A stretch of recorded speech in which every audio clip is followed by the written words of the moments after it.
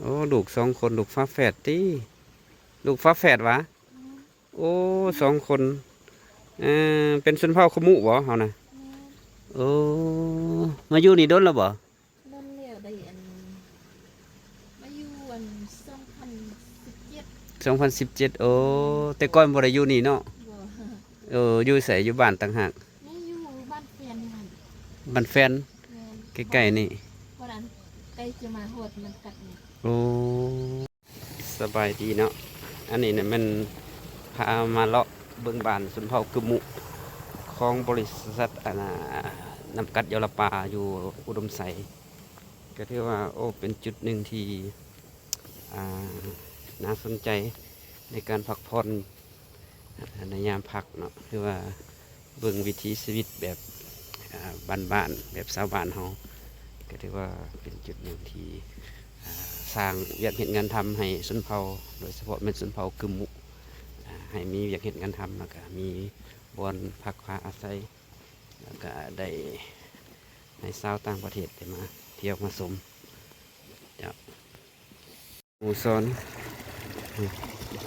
โอ้น้ำเย็นดีนี่เป็นสโมสรบ้านเวลามีการแสดงที่เอากลับไปก่อน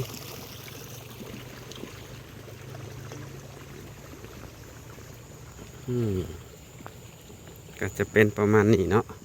ถ่ายให้เบิ่งชนเผ่า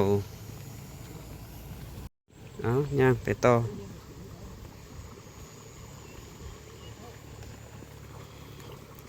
นี่โอ้เป็นสโมสรอยู่นี่เอาเบิ่งเงินหลังนี้กัน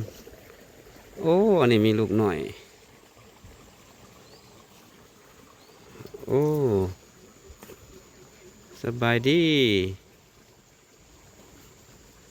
โอ้ลูกสองคนลูกฟ้าแฝดติ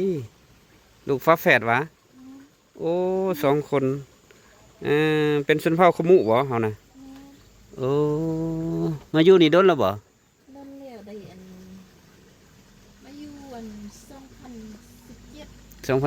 2017โอ้แต่ก่อนบ่ได้อยู่นี่เนาะ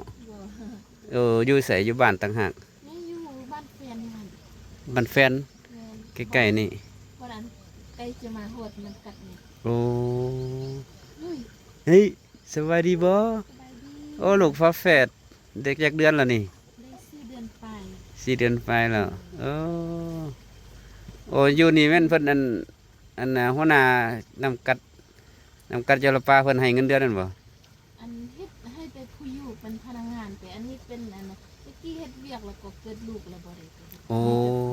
โอ้มีแต่อันผัวเฮ็ดอันนำเพิ่นนี่ผัวเฮ็ดนำเพิ่นนี่แล้วเพิ่นก็ให้อยู่นี่เนาะโอ้ดีแล้วซั่นน่ะเนาะดีแล้วแต่ความจริงเพิ่นก็บ่ปั้นได้แต่ว่าบ่มีไผอยู่นำพ่อเพิ่น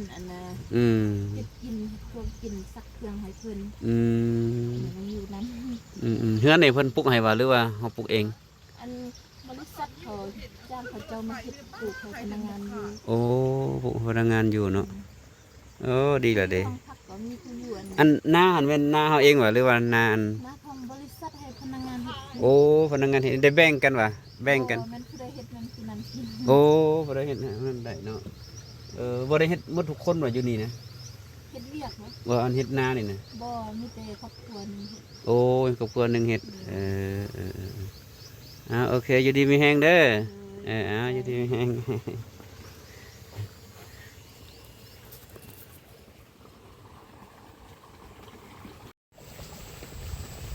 สถานที่หลังข้าง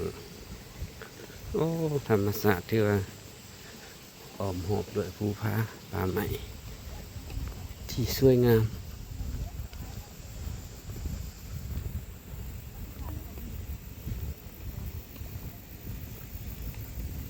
เพราะนั้นก็แม่น